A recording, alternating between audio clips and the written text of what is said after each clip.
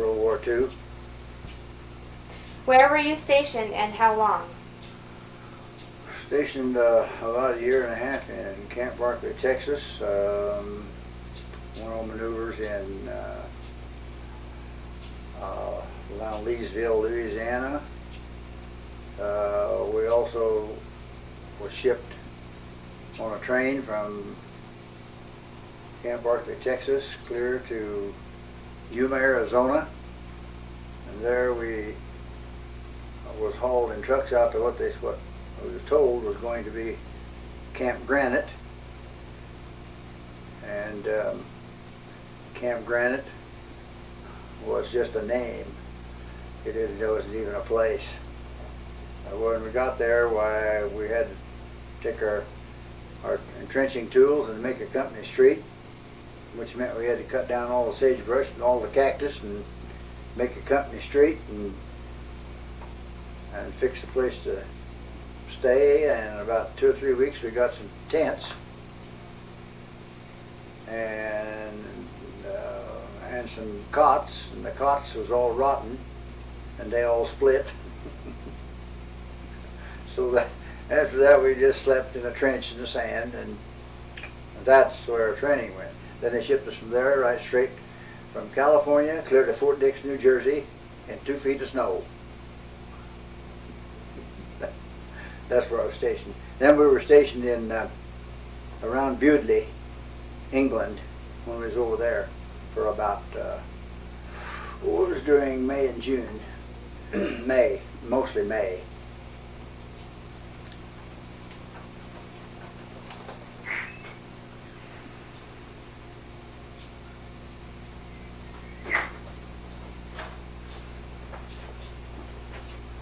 What was your job in combat, or was it in the office?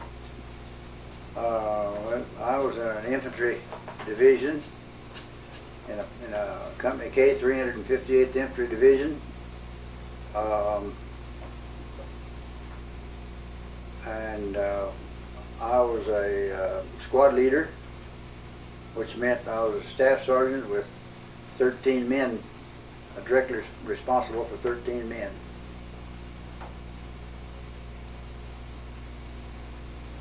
What was your first thought when you found out you were going to war?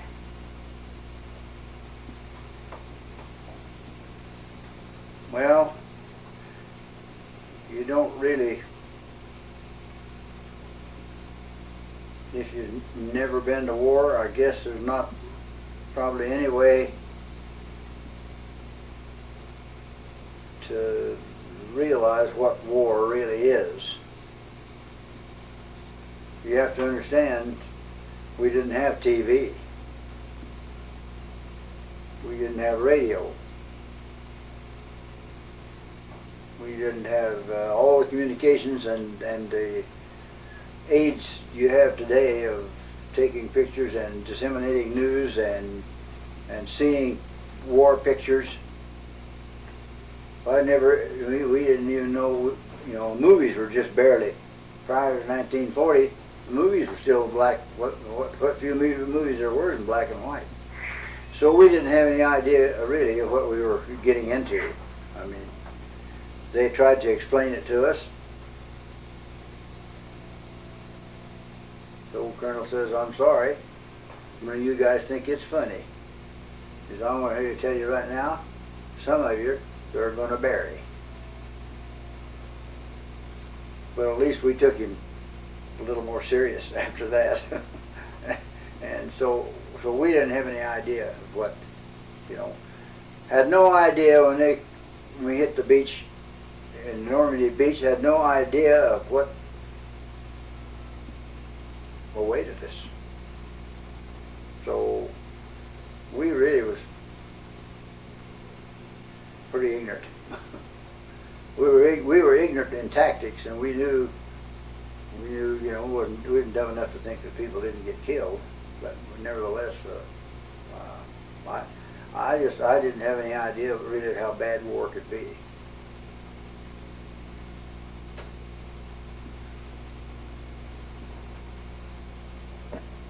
Or enlisted? I enlisted.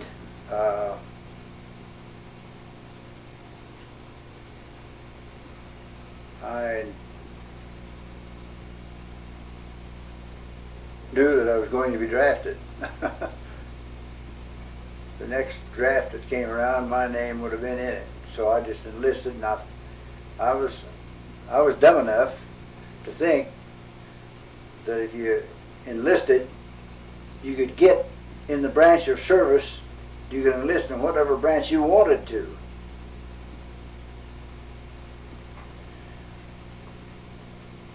Well, so much for that idea. Whenever you once raised your hand and said, I will, I do, or whatever it was, from then on, you did what they told you to do. You went where they told you to do. I wanted to be in the field artillery. Well, whenever they was enlisting and drafting back in those times, they put them where there was the biggest shortage of people. You know, most of the guys that I know of never volunteered for the infantry. Nobody in his right mind would. But nevertheless, once it's kind of like getting married. Once you say I do, you take what comes after that. So, yeah.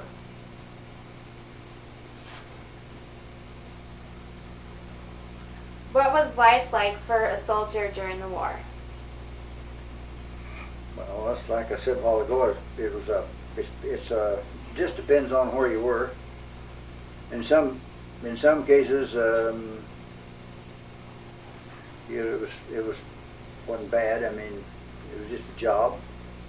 Lots of people had jobs that just went on just like they did in civilian life, 5 days or 6 days a week and a day off. But for us in the infantry, soldier in the infantry, two things that always dogged him was being hungry and thirsty and tired. I don't mean they didn't feed you enough. When you finally get to eat, that is not very good. I mean, they call them MREs today. Wayne says an MRE is something, says meals rejected by everyone. Well, these are what they call K rations. And the food industry then did not really have the know-how to put together good dried food like they have today. But nevertheless, that's what you had.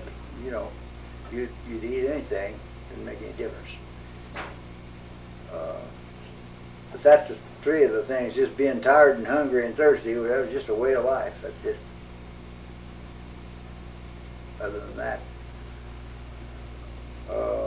I know when we were in California, one of the guys in my squad volunteered.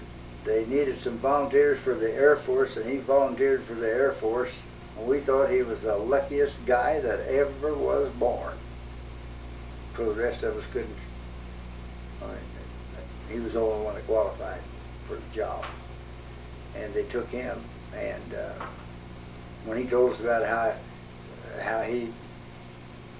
what his job was and how he was going to live and one thing and another, well, I mean, the rest of us, I mean, we envied him with green eyes of envy. You lucky guy, you. But that's kind of that from my point of view. But you have to understand, they never let us know what was going on. They never let us know what the big picture was.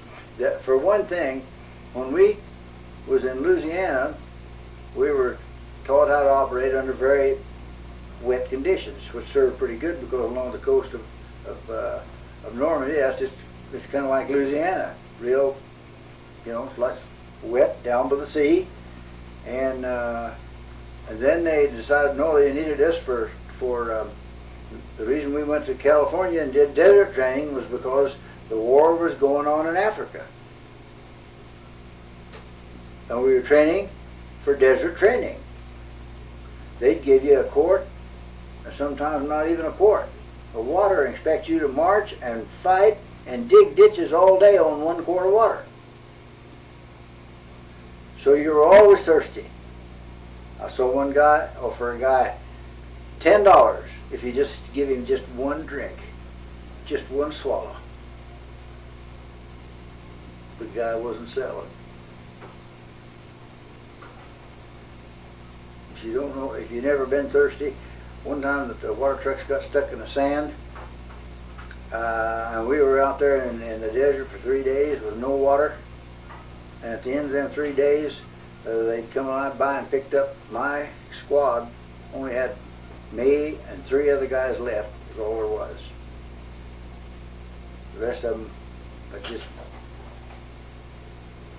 got sick and couldn't make it anymore.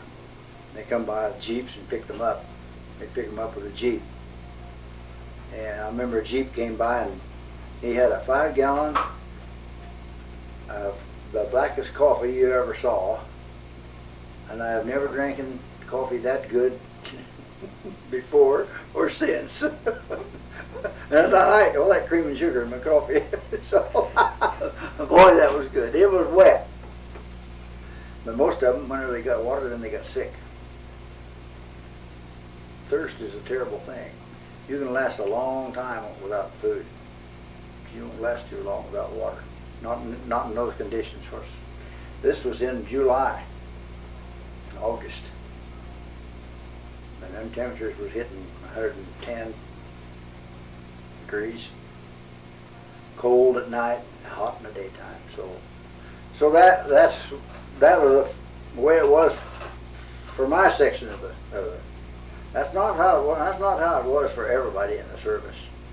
You know, because to put one man in a field and keep him there, and keep food and water and equipment to him, it took 5 or 6 guys working somewhere in transportation and supply lines and training.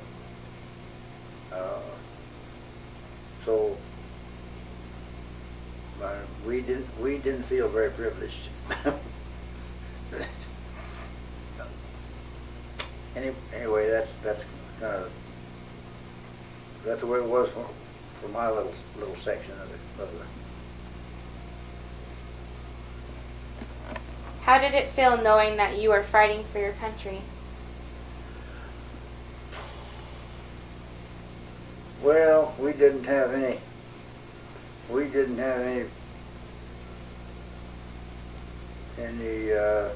delusions about Yankee Doodle Dandy and all of the, like the movies show it, feeling like, you know, you was doing a glorious job and fighting for your country. As far as I was concerned, it was just a dirty job that somebody had to do. And I mean, you can't turn around and look at it like, well, boy, this is really this is a big adventure. This is a big. Whenever you realize you're going to get your head blowed off, those thoughts get pushed out pretty quick. I mean, I look back at it, and yeah, I think somebody had to do it, and we was glad to do it because we were the ones that were the right age at that time. There wasn't anybody else to do it. You couldn't ask people over 28 years old to go do that job because they couldn't stand it. And we were in good physical shape, man. I mean to tell you, I'll never ever be in as good physical shape again as I was then.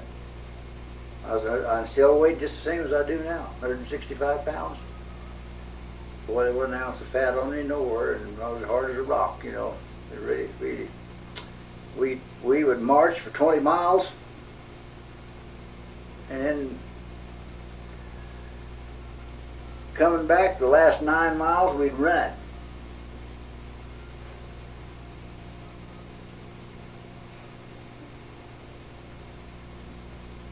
So you had to be in good physical shape. And we realized that we was the only ones that could do it because of the fact our age and that segment of the population is the one that we already weeded out everybody. I had one guy in my, I can't even tell you his name. His name was Messerschmitt. He had about the mentality of about an 8-year-old boy. How he got in the Army, I do not know. I had one guy that wouldn't obey orders. I said, pick up, let's everybody get together and pick up these rocks in there. We had these helmet liners, and then you had the steel thing come off the top. Just made it look like a little bucket. Fill your helmet with rocks and take it over here and let's fill these trenches up. We didn't have these little houses they tote around like you do these days for bathrooms. You just dug a big ditch about that wide and about 4 or 5 foot deep, 20 to 30 foot long, and that's what we used for a latrine. And we was going to fill that up full of rocks. When we left, we'd always fill it full of rocks because we didn't, the animals would dig all that out. So we'd fill them up with rocks. I told the guy, I said, let's go, Springer, let's go. Oh. He says, I've had it. I'm not going to do that. I said, come on, Springer. You know, we're all in this together, and we're all doing it. And you've been in this long enough, and you know what this means. Yeah, I know what it means. I want out. He said, I don't care how I get out. The last time I saw him. Last time I saw him, he was on the other side of the barbed wire fence with a guard sitting there with a shotgun. They hauled him off, court-martialed him, or I have no idea what happened to him. I don't know. In those days, it was not too hard to get court-martialed over something like that. But one thing you had to have was discipline, which is the one thing today we don't have. I'm sorry to say, but you know, if it feels good, you do it. You don't know, you don't have no discipline, or you know, what's right and what's wrong, and it's just relative. If you think it's all right, it must be all right. That's kind of. How did life change for you once the war had ended? Well, it didn't change very much for about 18 months because I spent about 18 months in the hospital getting patched up. So, but there went the phone.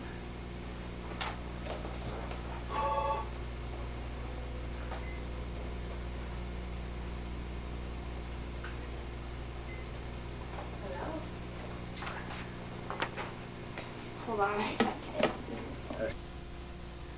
After the war, well, for one thing, when I went to the Army, we lived out there in Ringwood, Oklahoma, in the Jack Oaks. We farmed with horses. We raised truck garden. I worked out in the harvest fields and so on and so forth. We never had any electricity. We didn't miss it because we never had it, so we didn't know, you know, what fun electricity was. Well, after the war, when I came back, my folks, Dad had gone to work for the air base out there. They had moved from Ringwood over to Enid, to what I thought was a big town. And so when I got out of the Army, I went home after I got out of the hospital in McKinney, Texas in 1945, October the 12th in 1945. I went home to my folks' place in Enid, Oklahoma, and I probably made the biggest mistake of my life. At that time I was 24 or 25 years old, and I thought, I'm too old, I'm a college kid, and I know, You know, I should have went to college, but I didn't. I'd never had anything before, and I thought, I want to get a job and make some money so that I can live like a human being for a change. So I looked around. I started a job driving a milk truck, picking up milk out in the country, and I worked at that for a while, and then I finally got a job as a parts man, and then the girl that I was going to marry, she kind of drug her feet and didn't seem to want to get married, so I said, well, I'll find somebody else that will get married, and so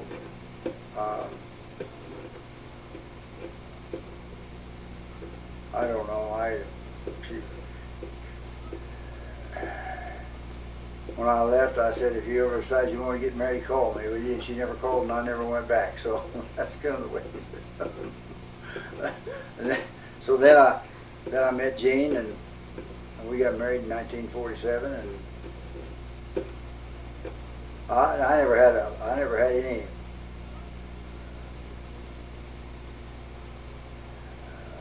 big ambitions, I guess, to be a great man or be all I wanted to do was have a job, and I, you know, when I was laying there on that field out there in Normandy, when my leg blowed off, my inner elbow blowed off, and my 3 ribs broke, and I thought, this is it. And I made a promise to God. I said, God, you know, whenever you get like that, you bargain. God, don't let me die now. You get me out of this, and I'll get it all straightened out and get it together, God. So God's going to help me to it.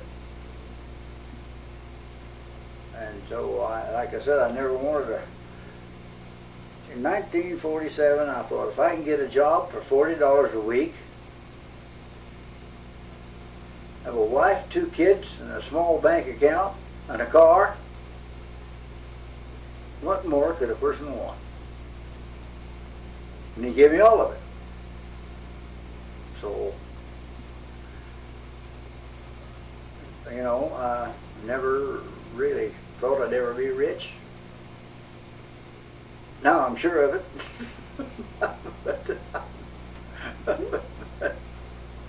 But nevertheless, that's how my life, that changed my life around from the way I grew up.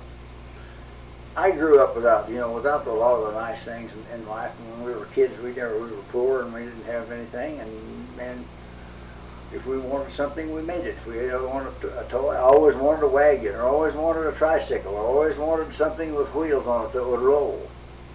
Never had that. Just my folks just didn't have it. If we wanted something with wheels on it, we made it. So that was kind of the way things changed for me. Living in town was something that's quite different. How were you treated when you returned from the war? Oh, I don't know really. I wasn't treated badly. The fact is, I was treated pretty good. I mean, most people then, it's a lot different. We're talking, you know, I know what brought this question up, because of Vietnam and Korea. See, otherwise, the country at that time was all behind you, and you knew they were, and everybody kind of hailed you as you know, you had extra respect, and It wasn't altogether different, just exactly opposite of the Korean War, where everybody was divided, and the veterans were treated badly, which is it's a shame. It's a black mark on the country that veterans ever got treated that way. But we were that was not the case of ours. At that time, you know, we ended the war. We dropped a bomb on Hiroshima. The people didn't say, "Oh, you dirty, rotten veterans! Look what you did! You wiped all that hundreds of thousands of people in Hiroshima. You killed." That's what they do today. And that was the way. Well, that's the way the Vietnam veterans were treated. But we was not treated that way. Everybody was so glad to say, "Oh man, we won it. We worked. It's over." And so, altogether, a different atmosphere than the Korean War. What thoughts enter your mind when you see the American flag? Well, I'm proud of the American flag, and I think even though history has proven that our politicians are not very proud of the flag anymore. For one thing, you're getting more and more politicians that have never seen war or been in a war, only seen it on TV.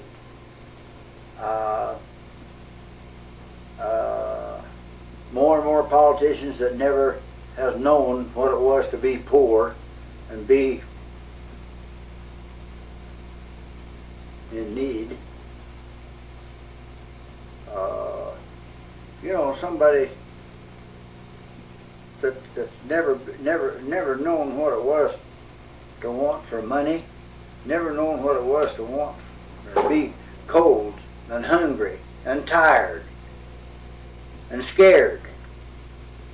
Anybody that wasn't scared was just too stupid to understand where he was. I mean, a direct hit by an 88 mortar on a human being, and there was just little bits and pieces just went everywhere. And anybody that said, "Oh, I'm not scared of that," I mean, he'd have to be stupid. That's all. Because most of the time you're, like I said, dirty and hungry and scared and tired and what have you. I mean, if you wasn't, you wasn't human. That's all. But you realize, well, where are you going to go? You're not going to take off. There's one job you're going to do, you know. So that's kind of, I respect the flag, and I think everybody's so scared that, oh, desecration of the flag is just a piece of rag, and we can desecrate it if we want to. That's a part of our American heritage of freedom. Well, they don't stop to think, if it wasn't for that flag and what it stood for, if somebody had went over and stopped Hitler, he might be over here today. Don't know that he would have, but it's a good chance. I guarantee you England wouldn't be there if they took England. Because England couldn't have kept them from it. No way. And it would have been the world wouldn't have been the same, because if somebody hadn't got rid of Hitler, I mean, he consolidated all of Europe under one big. Then you'd have had all of Europe and all of Russia, all under the communist regime, all under a communist country that would have been all together, just one great big. They'd have been bigger than we are now, so it would have been, pretty bad.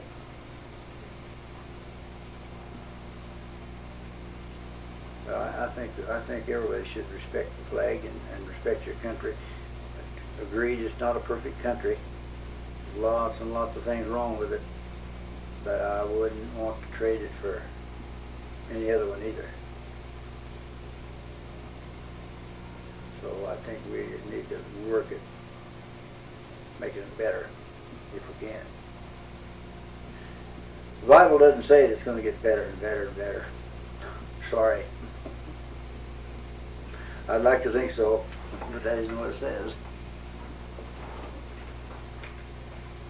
It says in the last times, things will get worse and worse. And my opinion is we're living in the last times. Don't know exactly how long it is last times. You know, you can't never tell whether that means 10 years, 50 years, 100 years, 200 years. So time don't mean anything to God. Wasn't that there? You got one more? Or two more? That's all. If you have anything All right. else to add. I hope it helped. Okay. No, I don't. In what war did you see action?